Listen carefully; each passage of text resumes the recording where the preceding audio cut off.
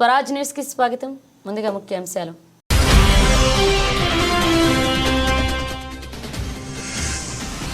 Trump హెచ్చరికల పర్వం.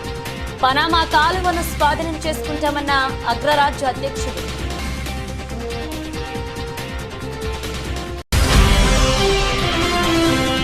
ఢిల్లీలోని ఐకానిక్ రెస్టారెంట్ లో రాహుల్ గాంధీ ఫ్యామిలీ భోజనం. నెట్టింట వైరల్ అవుతున్న ఫోటోలు.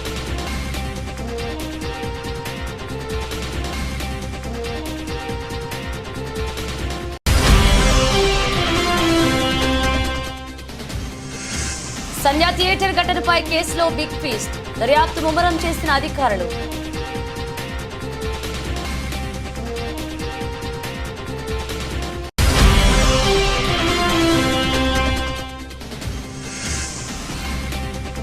చదరంగంలో చంద్రబాబు మనవడు దేవాంశ్ రికార్డ్.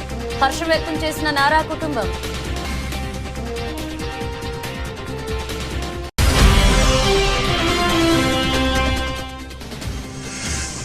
ఫైనల్లో బంగ్లాదేశ్ పై భారత్ ఘన విజయం. అర్ధ సెంచరీతో అదరకొట్టిన త్రిష.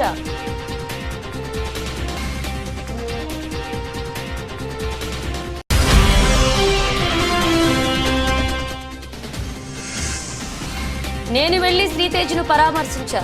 సినీ ఇండస్ట్రీ నుంచి ఎవరూ వెళ్లలేదు అన్నందుకు ఇప్పుడు చెప్తున్నానన్న జగపతి బాబు.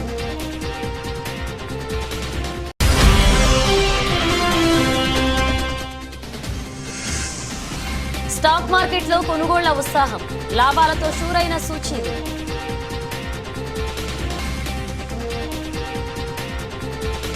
America president elect Donald Trump హెచ్చరికల పర్వంలో ఈసారి పనామా కాలువ వంతు వచ్చింది. పనామా కాలువను ఉపయోగించుకునే అమెరికన్ నౌకలకు మితిమీరిన ఛార్జీలను వసూలు చేస్తున్నారని ట్రంప్ ట్రూత్ సోషల్లో ఆగ్రహాన్ని వ్యక్తం చేస్తూ ఓ పోస్ట్ చేశారు. అమెరికన్ నావికాదళం వాణిజ్యాలను అత్యంత అన్యాయంగా చూస్తున్నారని మండిపడ్డారు. పనామా పట్ల అమెరికా అసాధారణమైన దాతృత్వాన్ని ప్రదర్శించిందని, అయినప్పటికీ పనామా వసూలు చేస్తున్న ఛార్జీలు హాస్యాస్పదంగా ఉన్నాయని స్పష్టం చేశారు. కాలువపై నియంత్రణను అప్పగించడంలోని నైతిక చట్టపరమైన నిబంధనలను పాటించకపోతే కాలువను పూర్తిగా తిరిగి తమకు ఇచ్చేయాలని డిమాండ్ చేస్తున్నామన్నారు.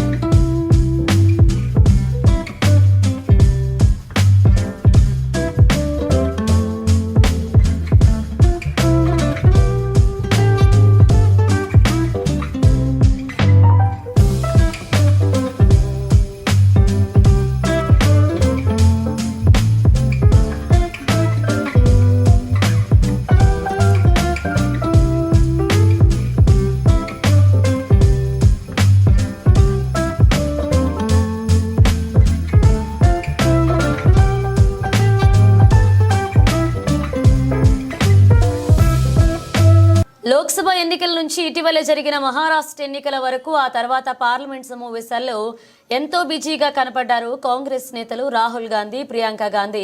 ప్రస్తుతం కాస్త సమయం దొరకడంతో వారి కుటుంబ సభ్యులు అందరూ కలిసి ఇవాళ ఢిల్లీలోని ఓ రెస్టారెంట్లో లంచ్ చేశారు. రాహుల్ గాంధీ కుటుంబం మొత్తం క్వాలిటీ రెస్టారెంట్లో పలు రకాల వంటకాలను రుచి చూసింది. ఈ ఫోటోలను రాహుల్ గాంధీ తన ఇన్స్టాగ్రామ్ ఖాతాలో పోస్ట్ చేశారు. ఇందుకు సంబంధించిన ఫోటోలు సామాజిక మాధ్యమాల్లో వైరల్ అవుతున్నాయి. రాహుల్, ప్రియాంక వెంట వారి తల్లి సోనియా గాంధీ, ప్రియాంక భర్త రాబర్ట్ వాద్రా, కూతురు మిరాయా వాద్రా, ఆమె అత్తయ్య కూడా ఉన్నారు. రాహుల్ గాంధీ అతని సోదరి ప్రియాంక రాయ్ బరేలీ, వాయనాడ్ లోక్సభ నియోజకవర్గాలకు ప్రాతినిధ్యం వహిస్తున్న విషయం తెలిసిందే.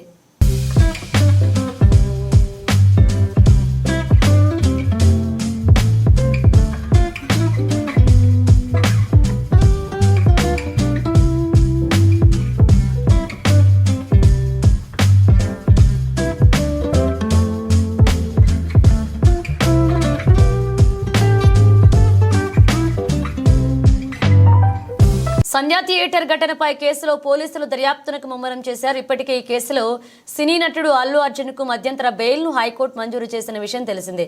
అయితే అల్లు అర్జున్ మీడియా సమావేశం ఏర్పాటు చేసి సంధ్యా థియేటర్ ఘటనలో తన తప్పు ఏమీ లేదని చెప్పాడు. దీంతో అల్లు అర్జున్ మీడియా సమావేశం పెట్టడాన్ని పోలీసులు తీవ్రంగా పరిగణిస్తున్నారు. బెయిల్ నిబంధనలు ఉల్లంఘించారని పేర్కొంటున్నారు. ఈ క్రమంలో ఆయన బెయిల్ రద్దుపై పోలీసులు అపీల్ పిటిషన్ దాఖలు చేయనున్నట్లుగా తెలిసింది. ఇవాళ హైకోర్టులో పిటిషన్ దాఖలు చేసే అవకాశం ఉంది. ఘటన జరిగిన రోజు అల్లు అర్జున్ తీరుపైన కాకీలు అసంతృప్తితో ఉన్నారు. రేవతి మృతి తెలిసి కూడా తెలియదని అల్లు అర్జున్ చెప్పడం ఆయన విచక్షణకే వదిలేయాలని ఆదివారం నిర్వహించిన మీడియా సమావేశంలో నగర సిపి సివి ఆనంద్ అన్నారు. థియేటర్లో ఉన్న అల్లు అర్జున్కు పోలీసులు విషయం చెప్పారు, కానీ రేవతి మృతి మరుసటి రోజు తెలిసింది అని అల్లు అర్జున్ మాట మార్చాడు అంటూ సిపి పేర్కొన్నారు. మీడియా సమావేశంలో సంధ్యా థియేటర్ ఘటన సమయంలో వీడియోలను ప్రదర్శిస్తూ సిపి ప్రజెంటేషన్ ఇచ్చారు. న్యాయపరంగా అల్లు అర్జున్ కేసును ఎదుర్కొంటామని సిపి ఆనంద్ పేర్కొన్నారు. మరోవైపు అల్లు అర్జున్ నివాసం వద్ద ఓయూ జేఏసీ నేతలు ఆందోళనకు దిగారు.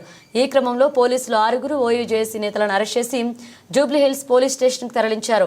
అర్జున్ నివాసం వద్ద జరిగిన ఘటనపై డీజీపీకి ఫోన్ చేసి సీఎం రేవంత్ రెడ్డి ఆరా తీశారు. ఇలాంటి ఘటనలు మరొకసారి పునరావృతం కాకుండా జాగ్రత్తలు తీసుకోవాలని రేవంత్ ఆదేశించారు. సినీ ప్రముఖుల ఇళ్లపై దాడి ఘటనను ట్విట్టర్ వేదికగా సీఎం రేవంత్ రెడ్డి ఖండించారు. శాంతి భద్రతల విషయంలో కఠినంగా వ్యవహరించాల్సిందిగా రాష్ట్ర డీజీపీ నగర పోలీస్ కమిషనర్ను ఆదేశిస్తున్నారని తెలిపారు. ఈ విషయంలో ఎలాంటి అలసత్వాన్ని సహించేది లేదు అని అన్నారు. అదేవిధంగా సంధ్యా థియేటర్ ఘటనలో సంబంధం లేని పోలీస్ సిబ్బంది స్పందించకుండా ఉన్నతాధికారులు జాగ్రత్తలు తీసుకోవాలని రేవంత్ రెడ్డి ఆదేశించారు.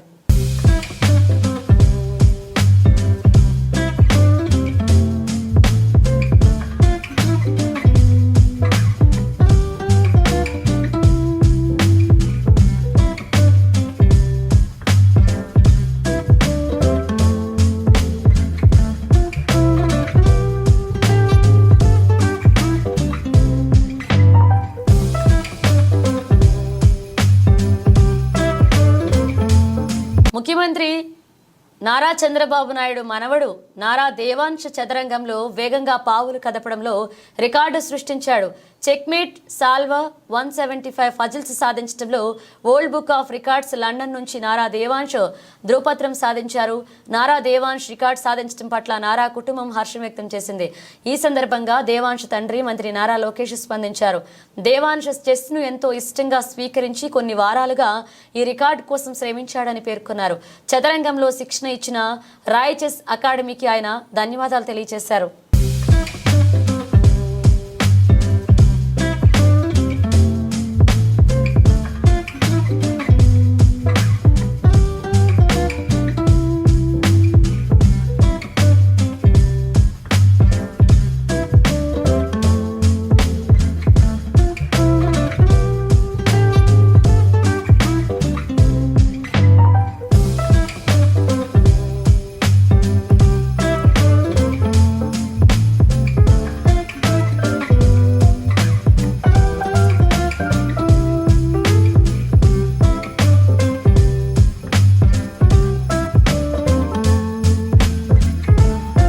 తొక్కిసలాట ఘటనలో మహిళను రక్షించలేకపోయానని సీఐ రాజు నాయక్ ఎమోషనల్ అయ్యారు.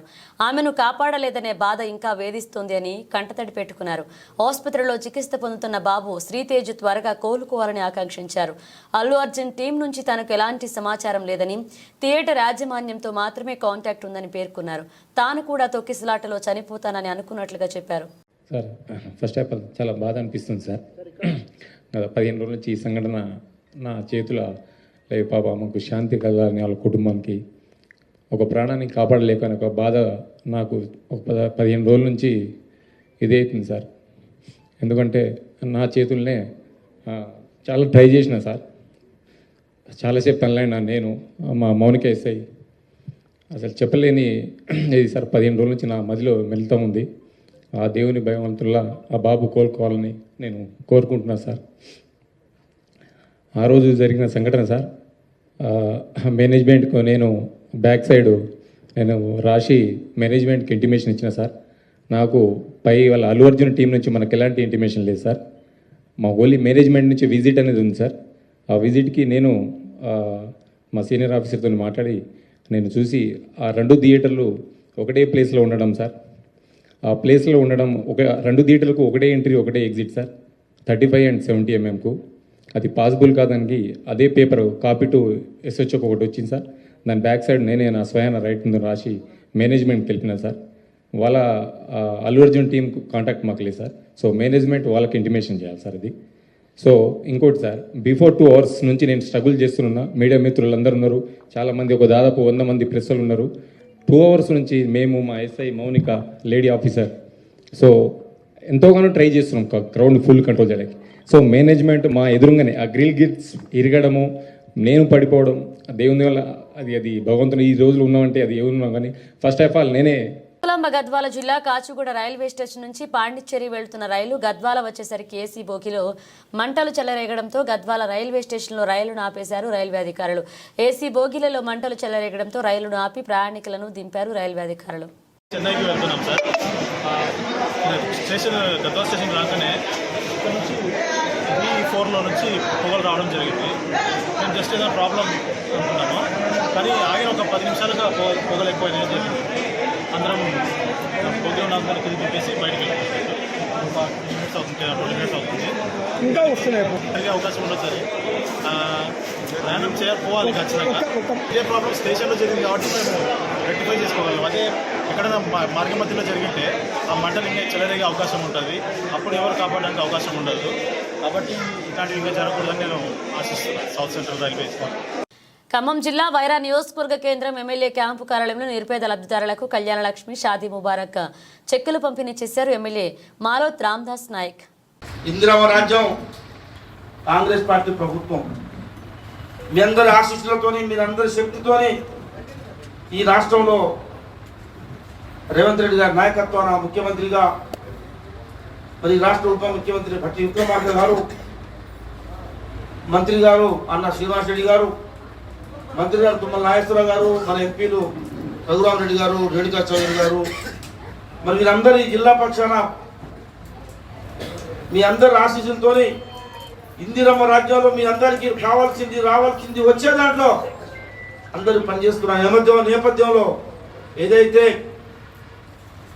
కాంగ్రెస్ పార్టీ ఆ రోజు సోనియా గాంధీ గారు, రాహుల్ గాంధీ గారు ఏమన్నారో అవన్నీ కూడా ఒక్కొక్కటి ప్రజలు తెస్తా ఉన్నాం. మీరు గెలిపించిన ఏమంటే ఉచిత బస్సు, మీరు గెలిపించిన ఏమంటే ఉచిత కరెంటు, ఉచిత బస్సుకి నెలకి 400 రూపాయలు. మనకు అర్థం కావట్లే, నెలకు 400 రూపాయలు గవర్నమెంట్ మన తరఫున 400 కోట్ల రూపాయలు ప్రభుత్వం మన తరఫున ఆర్టీసీ కడతా ఉంది. ఆర్టీసీ నాకు తెలిసి ఇప్పటికి మూతపడిపోయేది. గత ప్రభుత్వం కేసీఆర్ టైంలో ఆర్టీసీ మొత్తం మూతపడిపోయే పరిస్థితికి వచ్చింది. మరి మన సోదరు వాళ్ళందరికీ కూడా ఇటు మీ అందరికి ఉచిత బస్సు ఇస్తూ, మీ టికెట్ల డబ్బులు గవర్నమెంట్ కడుతూ, ఇటు ఆర్టీసీ పెద్ద ఎత్తున లాభాలు వచ్చిన పరిస్థితి. ఉచిత కరెంటుకు 400 కోట్లు నెలకి.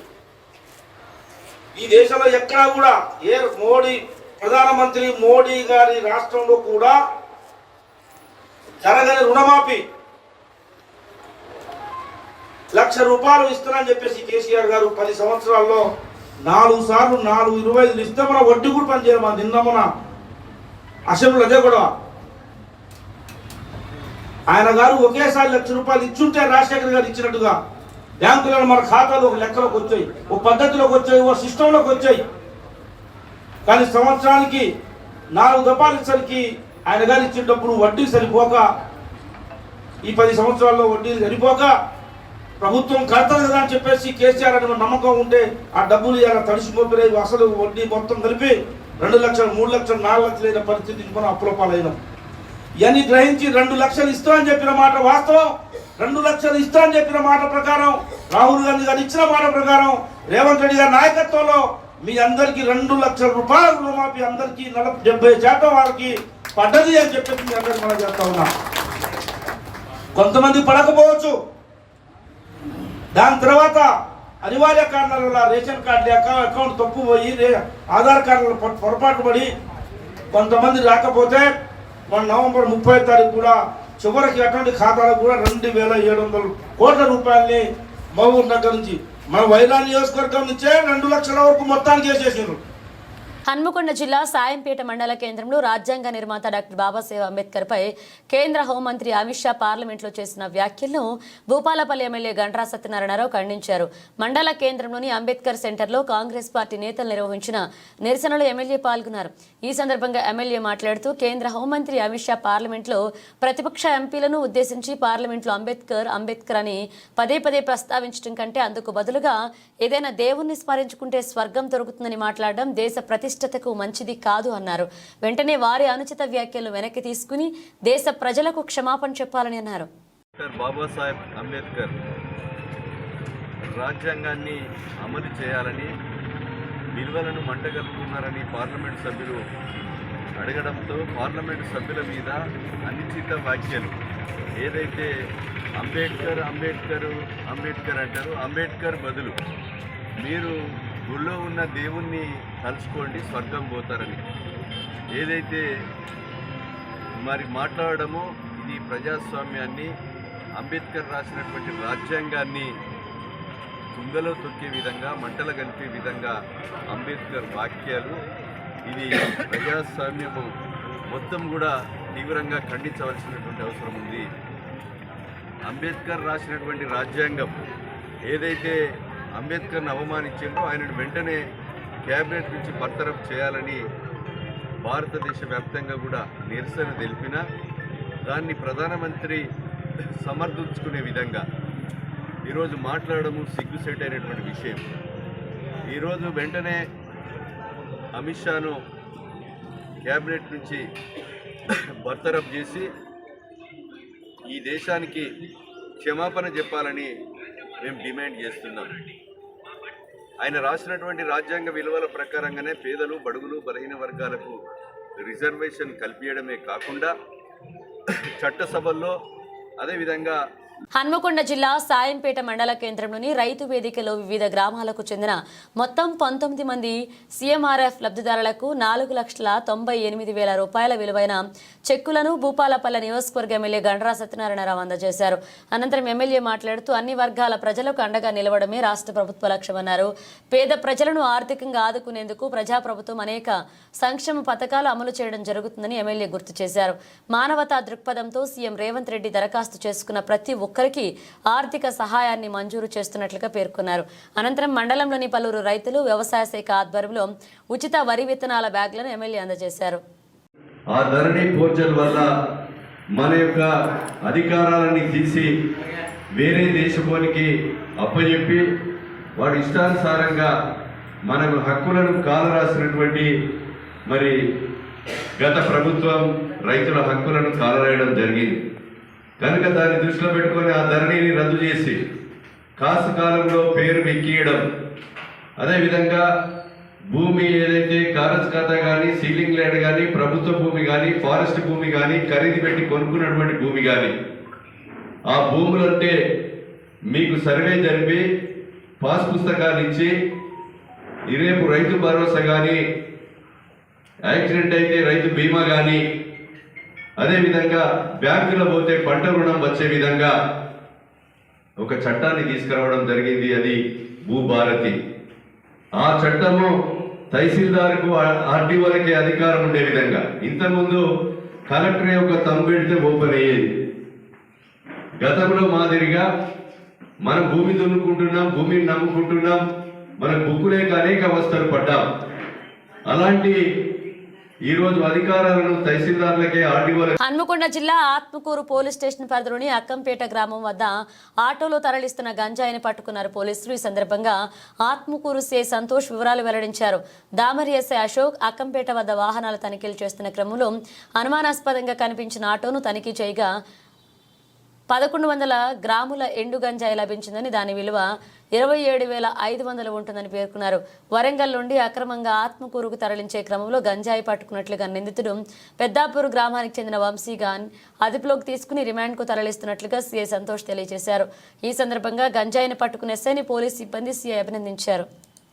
ఎస్ఐ గారు మరియు మా సిబ్బంది అక్కంపేట గ్రామము తమ్మక్క సారక్క ఆర్చ్ వద్ద వరంగల్ నుంచి పెద్దాపురం వచ్చే గ్రామ వాహనాలను తనిఖీ చేస్తుండగా అందాజా 12 గంటల ప్రాంతంలో ఒక ఆటో పోలీస్ వారి చెకింగ్ని చూసి ఆటో తిప్పుకొని పారిపోవడానికి ప్రయత్నించగా వెంటనే దామెర ఎస్ఐ కె అశోక్ గారు మరియు మా సిబ్బంది ఆ ఆటోని పట్టుకొని అతన్ని విచారించి అక్కడ అందులో ఆటోలో ఉన్నదాన్ని చెక్ చేయగా ఆయన తడబడుతూ సమాధానం ఇవ్వగా ఏమున్నదిరా ఈ బ్యాగ్లో అంటే గంజాయి నేను వరంగల్ నుంచి తీసుకొచ్చి ఆత్మకూరు మండలంలో ఉన్నటువంటి తన మిత్రులకు అమ్ముతున్నానని అట్టి గంజాయి 1100 గ్రాములు 2700-500కు అనీఫ్ అని వరంగల్ గ్రామస్తుడైనటువంటి అతని వద్ద కొనుగోలు చేసి అధిక రేటుకు అమ్మాలని తీసుకొస్తే పోలీసు వారు పట్టుకున్నారనగా వెంటనే మేము ఎంపీడీఓ గారికి ఒక రిక్వెషన్ ఇచ్చి అదే పంచులను పిలిపించుకొని ఫోటోగ్రాఫర్ని అదేవిధంగా ఆ తూకం వేసి అతన్ని పిలిపించుకొని అక్కడ ఆ ఉన్నదానిని చెక్ చేయగా దాంట్లో ఘాటైన గంజాయి వాసన వస్తూ గంజాయి ఆకులు పువ్వులు గల ఎండిన గంజాయి ఉండగా అట్టి గంజాయిని మేము తూకం వేస్తే 1100 గ్రాములు రాగా దాని విలువ 27,500 రూపాయలు. అట్టి వ్యక్తిని నిందితుడిని విచారించగా తన పేరు వంశీ అని, తండ్రి పేరు రవి మరియు మన పెద్దాపూర్ గ్రామస్తుడని, తన గత సంవత్సరం నుంచి గంజాయికి అలవాటు పడి గంజాయి తాగుతూ ఈ మధ్య కాలంలోనే అనీఫ్ అని అతని దగ్గర నుంచి గంజాయి పర్చేజ్ చేస్తూ ఇక్కడ ఉన్నటువంటి పిల్లలకు అమ్ముతున్నానని, అదే రోజు భాగంలో ఈరోజు గంజాయి తీసుకువస్తూ పట్టుబడ్డాన్ని తెలిపినాడు. అట్టి దానిని ఎస్ఐ గారు ఆ పంచనామా నిర్వహించి దరఖాస్తు వచ్చి పోలీస్ స్టేషన్కి ఇయ్యగా కేసు నమోదు చేసుకొని అతనిని ఈరోజు రిమాండ్కు పంపుతున్నాం. అండర్-19 మహిళల ఆసియా కప్ టోర్నీలో యువ భారత్ కప్ కొట్టేసింది. తొలిసారి ప్రవేశపెట్టిన టోర్నీలో టైటిల్ను ఒడిసి పట్టుకుంది. ఆదివారం జరిగిన ఫైనల్లో యువ భారత్ 41 పరుగుల తేడాతో బంగ్లాదేశ్పై అద్భుత విజయం సాధించింది. టాస్ గెలిచిన బంగ్లా భారత్ను బ్యాటింగ్కు ఆహ్వానించింది. ఓపెనర్ గొంగడి త్రిష 47 బంతుల్లో 52, 5 4లు, 2 6లు, అర్ధ సెంచరీకి తోడు మిథిలా వినోద్ 17 ఆకట్టుకోవడంతో టీమిండియా నిర్ణీత 20 ఓవర్లలో 117/7 స్కోర్ చేసింది. ఫర్జానా ఇస్లామిక్ 4/31 4 వికెట్లతో విజృంభించింది. ఆ తర్వాత లక్ష్య ఛేదనకు దిగిన బంగ్లా 18.3 ఓవర్లలో 76 పరుగులకు కుప్పకూలింది. స్పిన్నర్లు ఆయుషి శుక్లా 3/17, పరుణి సిసోడియా 2/12, సోనం యాదవ్ 2/13 స్పిన్ మాయాజాలంతో బంగ్లా పతనాన్ని శాసించారు. వీరి స్పిన్ తాటికి బంగ్లా జట్టులో ఫిర్దోష్ 22, ఫహీమీదా 18 మినహా అందరూ సింగిల్ డిజిట్ స్కోర్లకు పరిమితమయ్యారు. ఛేదనలో ఒకానొక దశలో బంగ్లా 7 ఓవర్లకు 44/2 స్కోరుతో మెరుగ్గా కనిపించిన బంగ్లా భారత స్పిన్నర్ల విజృంభణలో 32 పరుగుల తేడాతో చివరికి 8 వికెట్లు కోల్పోయి ఓటమి వైపు నిలిచింది. అర్ధ సెంచరీతో జట్టు విజయంలో కీలకమైన త్రిషకు ప్లేయర్ ఆఫ్ ద మ్యాచ్ దక్కింది.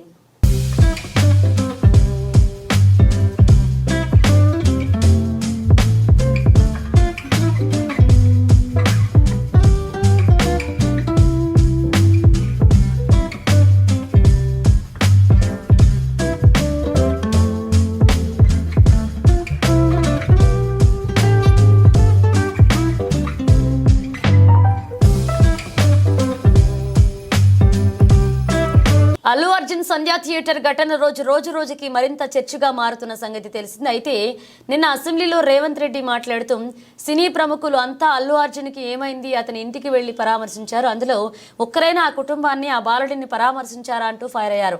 దీనికి సమాధానంగా నేడు జగపతి బాబు స్పందిస్తూ ఓ వీడియో రిలీజ్ చేస్తూ ట్వీట్ చేశారు. ఈ వీడియోలో జగపతి బాబు మాట్లాడుతూ నేను షూటింగ్ నుండి ఊరు నుంచి రాగానే హాస్పిటల్కి వెళ్ళాను. ఈ ఇన్సిడెంట్లో బాధపడ్డ ఆ కుటుంబాన్ని శ్రీతేజ్ను హాస్పిటల్కి వెళ్లి పరామర్శించాను. మానవత్వంతో వెళ్లాను.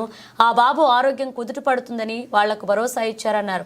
ఇక రేవతి కుటుంబానికి భరోసాగా ఉంటామని ధైర్యం చెప్పారు. నేను వెళ్ళినట్లుగా పబ్లిసిటీ చేసుకోలేదు కాబట్టి ఎవరికీ తెలీదు. సినీ ఇండస్ట్రీ నుండి ఎవరూ వెళ్ళలేదు అన్నందుకు ఇప్పుడు చెప్పాల్సి వచ్చింది అన్నారు. దీంతో ఈ వీడియో వైరల్గా మారింది. అందరికీ నమస్కారం. ఒక క్లారిటీ కోసం ఈ ట్వీట్ పెడుతున్నాను. నేను షూటింగ్ నుంచి ఊరు నుంచి రాగానే వెంటనే హాస్పిటల్కి వెళ్ళాను. అల్లు అర్జున్ ఈ ఇన్సిడెంట్లో, అన్ఫార్చునేట్ ఇన్సిడెంట్లో, ఈ యాక్సిడెంట్లో ఎఫెక్ట్ అయిన ఫ్యామిలీని చూడటానికి, ఫాదర్ని, ఆ బాబు సిస్టర్ని పలకరించాలని అనిపించింది, చూడాలనిపించింది. హ్యుమానిటేరియన్ గ్రౌండ్స్ మీద వెళ్ళాను. పాజిటివ్గా ఉంది. He might recover, there is a very good chances, let's hope for the best అని with all the peoples blessing and gods and goddesses అనేది చెప్పేసి భరోసా ఇచ్చి వచ్చాను. I wanted to go and అందరికంటే ఎక్కువ ఎఫెక్ట్ అయింది ఆ ఫ్యామిలీ కాబట్టి ఆ ఫ్యామిలీకి సపోర్ట్ ఇద్దాం అనే మై ఎక్స్టెంట్ సపోర్ట్. పబ్లిసిటీ చేయలేదు కాబట్టి ఎవరికి తెలియలేదు కాబట్టి ఈ మాట వచ్చింది. అది I just clarified it. Thank you very much once again. నమస్తే. ఈ వారం భారీ పతనం తర్వాత ఈరోజు స్టాక్ మార్కెట్ పుంజుకుంది. వారంలో మొదటి ట్రేడింగ్ రోజైన సోమవారం BSE సెన్సెక్స్ 493.08 పాయింట్ల ఎగసి 78,534.67 పాయింట్ల వద్ద ట్రేడ్ అవుతుంది. అలాగే NSE నిఫ్టీ కూడా 145.55 పాయింట్ల లాభంతో 22,464.95 పాయింట్లకు చేరుకుంది. సెన్సెక్స్లో చేర్చిన స్టాక్లను పరిశీలిస్తే టాటా స్టీల్, అల్ట్రాక్స్ ఎంకో, LT, అలాగే టాటా మోటార్స్, బజాజ్ ఫైనాన్స్లో మంచి వృద్ధి కనిపిస్తుంది. అదే సమయంలో పడిపోయిన షేర్లలో పవర్ గ్రిడ్, జొమాటో ఉన్నాయి. మార్కెట్లో ఒడిదుడుకులు కొనసాగవచ్చని మార్కెట్ నిపుణులు అంటున్నారు. అందువల్ల పెట్టుబడిదారులు చాలా జాగ్రత్తగా పెట్టుబడి పెట్టాలి. మార్కెట్ కదలిక విదేశీ పెట్టుబడిదారులపై చాలా ఆధారపడి ఉంటుంది. విదేశీ ఇన్వెస్టర్ల అమ్మకాలు కొనసాగిస్తే మరొక క్షీణత కనిపించవచ్చు. అదే సమయంలో అమ్మకాలను నిలిపివేస్తే పెరుగుదల తిరిగి రావచ్చు. గత వారం BSE 30 షేర్ సెన్సెక్స్ 4,091.53 పాయింట్లు లేదా 4.98% పడిపోయింది. అయితే నేషనల్ స్టాక్ ఎక్స్చేంజ్ నిఫ్టీ 1,180.8 పాయింట్ల లేదా 4.76% పతనంలో ముగిసింది. ఇక మార్కెట్ భారీ పతన కారణంగా టాప్ 10 సెన్సెక్స్ కంపెనీల మార్కెట్ వాల్యుయేషన్ గత వారం 4,95,061 కోట్లు క్షీణించింది. స్టాక్ మార్కెట్లో బేరిష్ ట్రెండ్ మధ్య Tata consultancy services, Reliance industries అత్యధిక నష్టాలను చవిచూశాయి. గత వారం జూన్ 2022 తర్వాత భారతీయ స్టాక్ మార్కెట్లు ఇదే అతిపెద్ద వీక్లీ క్షీణత. US central bank federal reserve నుండి పాలసీ ప్రకటనతో వారం ప్రారంభమైంది. ఇది మార్కెట్ సెంటిమెంట్లో మార్పుకు దారితీసింది. ఫెడరల్ రిజర్వ్ 2025లో కేవలం 2 సార్లు వడ్డీ రేట్లను తగ్గించాలని సూచించింది. ఇది మార్కెట్ సెంటిమెంట్ను ప్రభావితం చేసింది.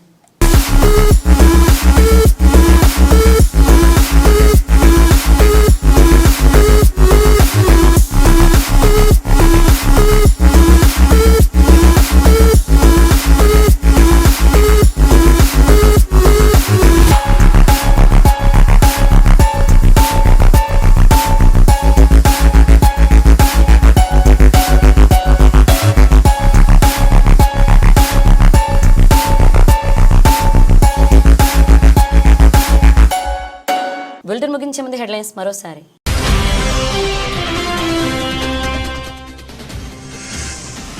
ట్రంప్ హెచ్చరికల పర్వం. పనామా కాలువను స్వాధీనం చేసుకుంటామన్న అగ్రరాజ్య అధ్యక్షుడు.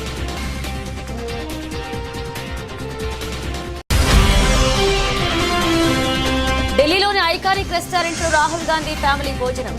నెట్టింట వైరల్ అవుతున్న ఫోటోలు.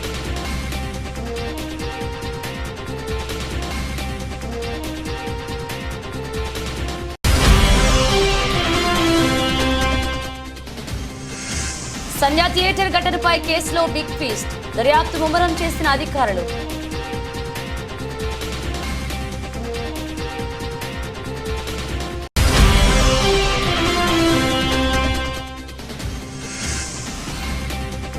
చదరంగంలో చంద్రబాబు మనవడు దేవాంశ్ రికార్డ్. హర్షం వ్యక్తం చేసిన నారా కుటుంబం.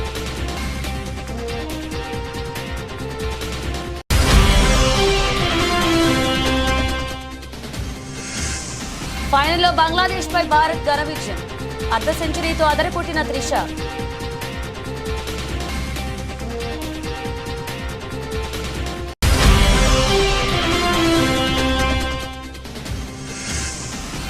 నేను వెళ్లి శ్రీతేజ్ను పరామర్శించా.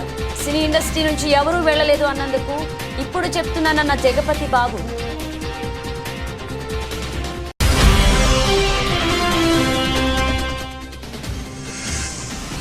స్టాక్ మార్కెట్లో కొనుగోళ్ల ఉత్సాహం.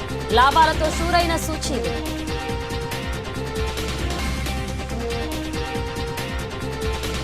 ఇవి బులెటిన్ అప్డేట్స్. మరిన్ని అప్డేట్స్తో మళ్ళీ కలుద్దాం.